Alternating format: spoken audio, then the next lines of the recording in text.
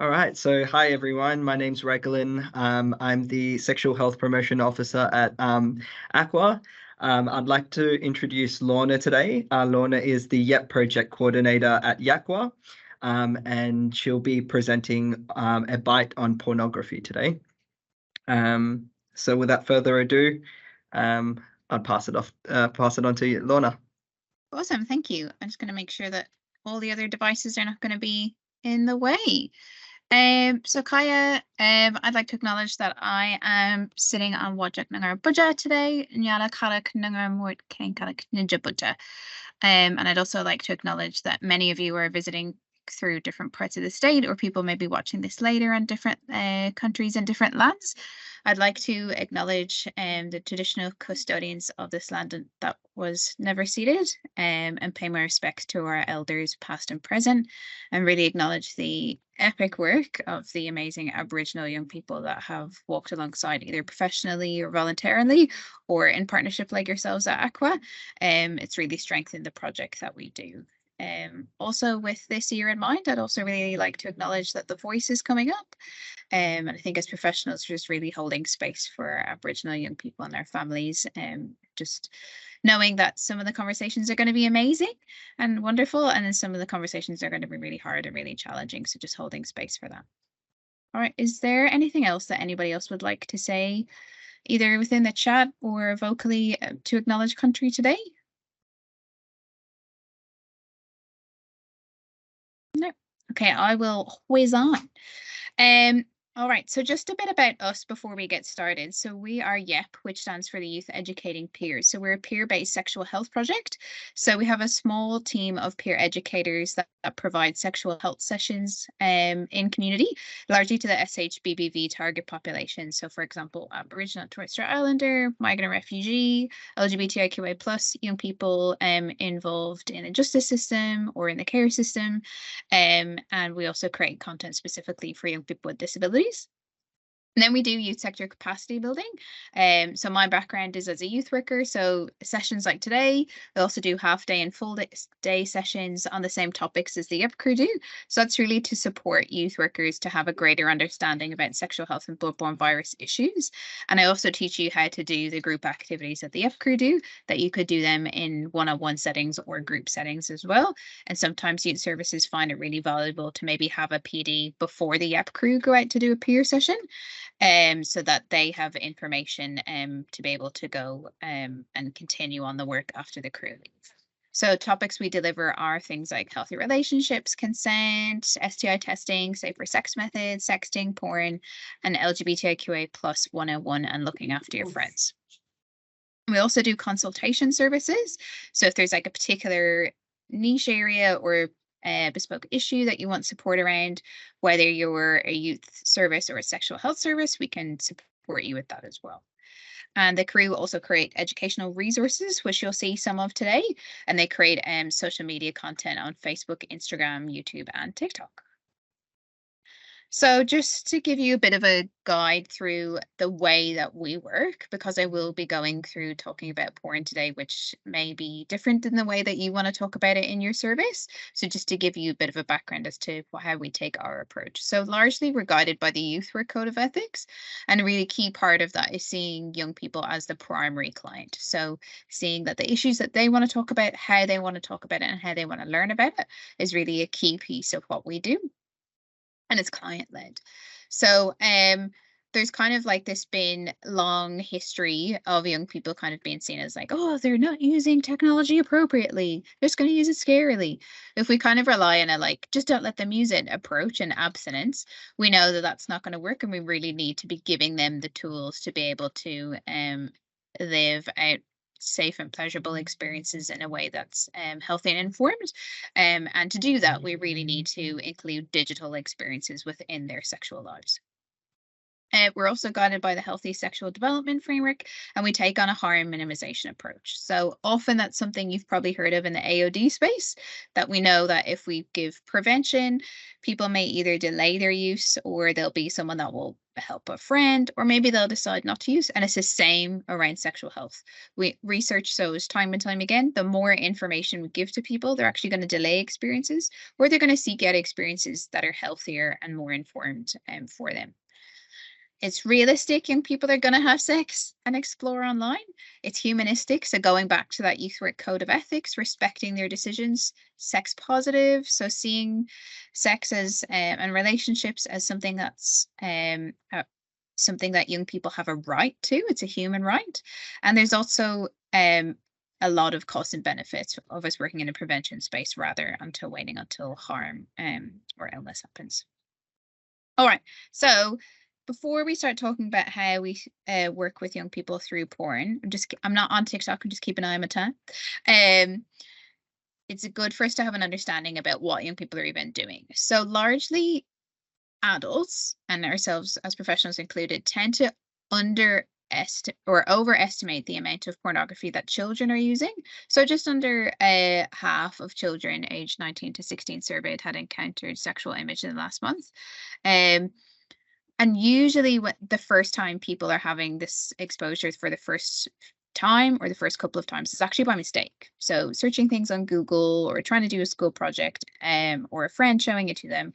So it's important that we have these conversations that pornography and sexualized image exist before even we think young people are going to be engaging in it, because it's better for them to have knowledge about it before they get a bit of a shock. And then we tend to overestimate the exposure of porn to younger children, but underestimate the amount of exposure to older children, so teens. So this is probably one of the key starting points we have, is the most recent Australian secondary students and survey. So a huge amount of young people participated in this survey. So that's just a bit of a snapshot there. So it's typically between the ages of 14 to 18, but on average, people are 16. So that kind of like year 10-ish cohort. We do recognize that obviously people that participated in this survey needed to do so online. So we recognize that, you need to have English of a certain level, wanting to use your data, and wanting to have time and the ability to complete a survey. So we recognize that whilst this is a really good snapshot of young people of that age group, we do recognize that certain demographics are not going to be represented in this, because they wouldn't have had a huge amount of accessibility to it, but it's still something that's useful to keep in mind. Just keeping a note here about sexualities of young people, and then this was about sexual practices. So 86% of young people were viewing pornography along with these other sexual practices. So just keeping in mind of like, is that a number that you were expecting of that kind of like age 10 cohort, or is it a bit, usually people think it might be a little bit lower. And this is also just about different kind of sexual practices that people were engaging in. All right, so about 15 is the average age of people becoming sexually active, which as people that are health promotion workers, that's really helpful to be able to say in community that we've got this research about why we need to be giving this information now, rather than waiting until people are of the legal age of consent, which is 16, or until 18 when they can legally watch porn, because these activities are happening already. And this research really showed a lot of comments from young people that were like, by the time I had the education, it was too late. I wished I had it. I wish I had it before these experiences happened. So it also asked young people where they were getting sexual health information from. And a huge amount of it is from friends and online. So thinking about, if you were to go into Dr. Google and ask a question that was a bit sexy, obviously porn's going to come up, right? So we need to keep that in mind. So 85% of the almost 86% had ever viewed pornography. And then this is just a bit of a note about frequency. So on average, about less than monthly, but a significant amount are still watching it weekly and daily. And then this is just divided between genders. Over time, we're seeing a closing of the gap between different genders and a consistency with LGBTQ young people having a bit of a higher rate, but everybody's kind of catching up, or the gaps are getting a little bit closer together, but it's just something to keep in mind. All right, so reasons a lot of it was about learning about sex. And when you think about the first part of the survey was showing that a huge amount of young people are now identifying as queer. So that was almost 40%. Think about the sex ed that you had in school. If you had any, how much of it was queer inclusive? How much of it was actually explicit about learning about pleasure and what to do with your partner? So this is why a lot of people are turning to pornography or asking questions randomly in Google, and then it leads them to pornography. A lot of it was around masturbation and pleasure, you know, things that we can kind of typically think of. A very small amount of people felt that they had an addiction to it, and we'll talk about that later. And a lot of young people were also saying that maybe this was just a place that they could explore online, and they haven't had the actual in-person opportunities to explore their sexuality yet. All right. We're going to watch a little video about porn. So if you have any tiny ears in the room, maybe turning your laptop or sticking some headphones on. You're not going to see pornography or anything. You're just going to hear some young people talking about it. So, okay.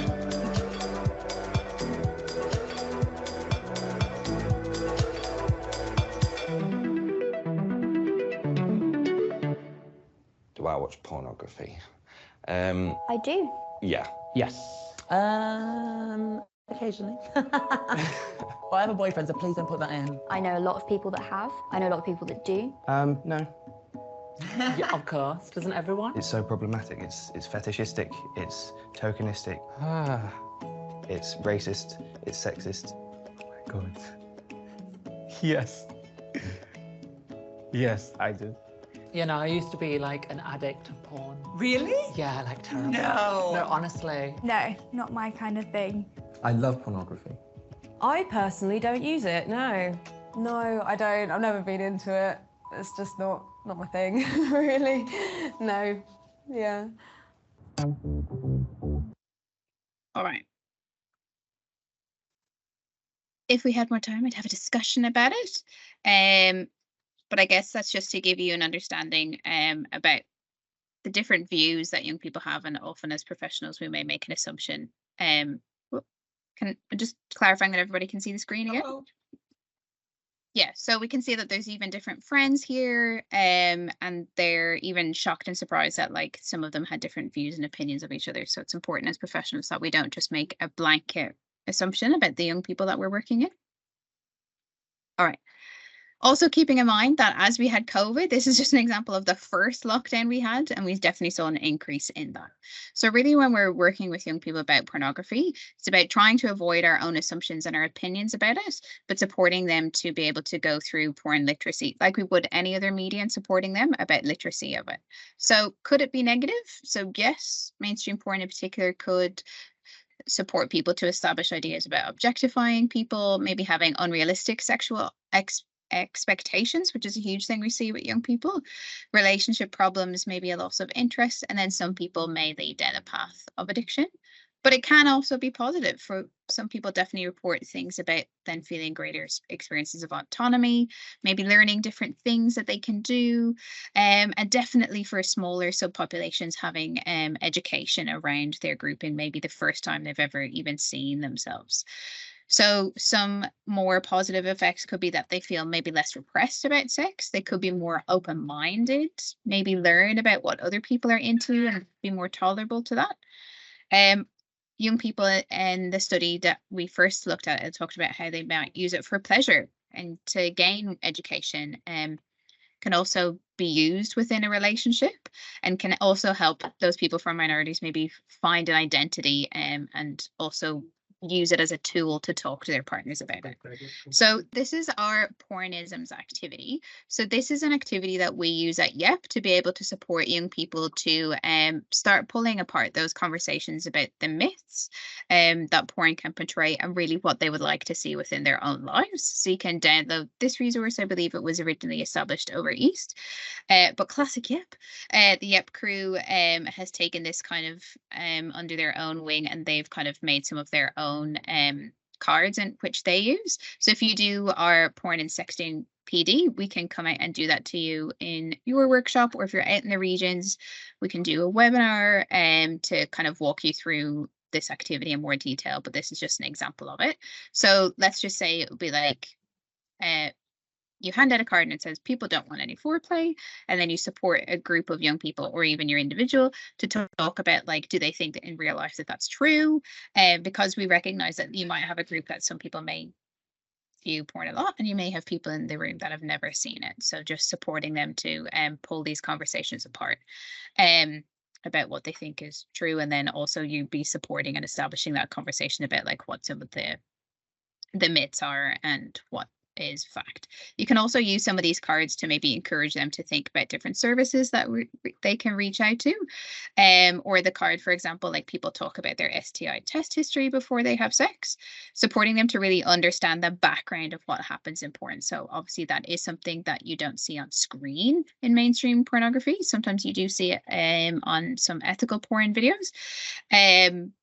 But actually those are conversations that people have behind the scenes. So really supporting them to understand that, like, how much of this is media and how much of it is orchestrated as just a production. And then also encouraging them to be like, well, in real life, should we be having that conversation? How can we have that conversation? How often should we be getting an STI test? So using these cards as a kickstart to different conversations you can have. So some questions we have from young people is about like, well, how do I know if it's an addiction? And really it's about supporting them to think about like, well, if you're losing sight of what's real and what's scripted, regular consumption can take a toll.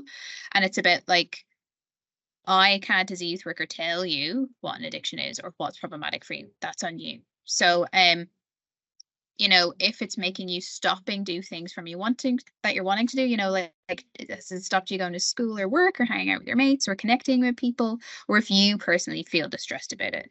So we do have a reference guide on our website for different sexual health services that also provide counselling. So when they're a sexual health specific agency, obviously they'll have knowledge about this, but we do also know in the regions, a lot of the headspaces, these are conversations they're having as well. And as I was saying, with establishing literacy and understanding, particularly when we're working with older young people, they're like, okay, cool.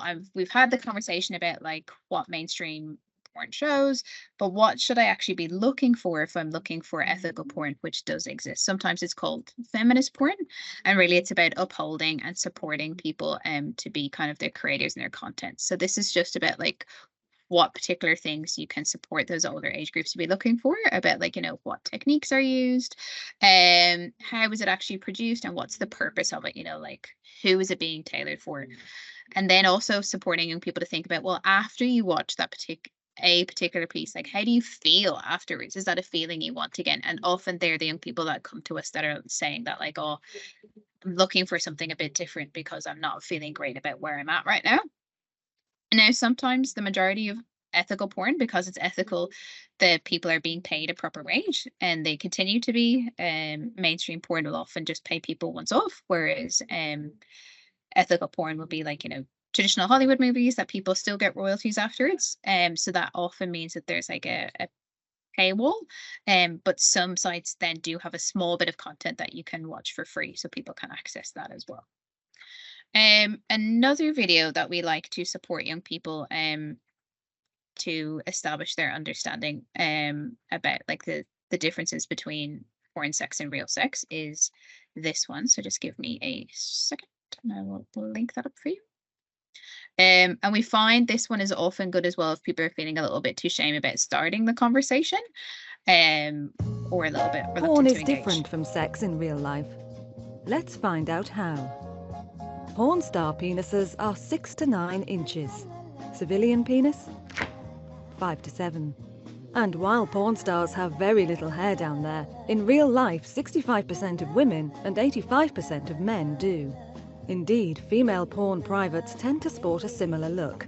But real-world vaginas come in all shapes, sizes and colours.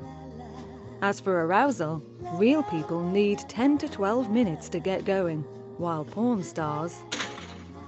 Male performers can hump for days, but in real life 75% of men ejaculate within 3 minutes. And though porn starlets seem to always have an orgasm through penetration alone, 71% of women don't. Now what about all the other stuff? Unlike porn stars, only 11.5% of women have had a same-sex experience. and only 40% of women have tried anal. Just 22% say they'll take a hot load in the face, and only 30% will actually swallow said load. The portion of women who've been in a threesome is less than 20%. And while the internet is awash in female squirters, only 6% of women say they regularly gush forth. Finally, what about light bondage? Well, only 40% have tried it. Wait, that's actually quite a lot. So there you go. That's the difference between porn sex and real sex.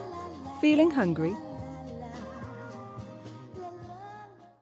All right, so as you can imagine, that one does get a good bit of giggles out of it. So we definitely find that can be a good conversation starter or just something to filter into your workshop content. So that link will be there for you.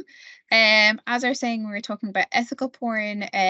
This is just an overview of what some of the things it may look like. So particularly things around collective decision making and non-hierarchical organization of it. And then also around things like, what are the risks, safety, and sexual health practices that the actors and the team go through. So supporting young people to think about, if you are trying to look for content that's made ethically, these are also the things that are put in place.